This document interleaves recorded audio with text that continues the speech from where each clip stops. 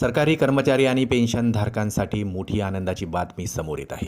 वेतन आयोगांतर्गत fixed medical allowance मोठ्या प्रमाणात वाढवण्याची मागणी कर्मचारी संघटनांनी केलेली आहे. सध्या मिळणारा 1,000 वैद्यकीय भत्ता आता थेट 20,000 पर्यंत वाढवण्याचा प्रस्ताव चर्चेत आहे. ही मागणी मंजूर झाल्यास लाखो कर्मचारी आणि निवृत्त नागरिकांना मोठा आर्थिक दिलासा मिळू शकतो. चला पाहूया याविषयी सविस्तर अपडेट. त्यापूर्वी आपणास विनंती आहे, चॅनलला नवीन असाल तर सबस्क्राईब करायला विसरू नका, बेल आयकॉनला प्रेस करायलाही विसरू नका.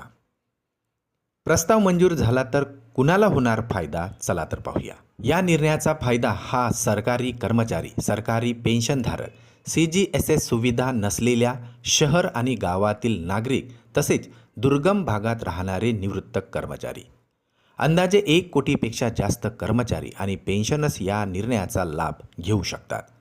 सरकारने अंतिम निर्णय जाहीर केलेला नाही, मात्र सध्या विविध कर्मचारी संघटनांच्या मागण्या तपासत असून पुढील काळात शिफारशी जाहीर होण्याची शक्यता आहे, असेही सूत्रांकडून माहिती मिळालेली आहे.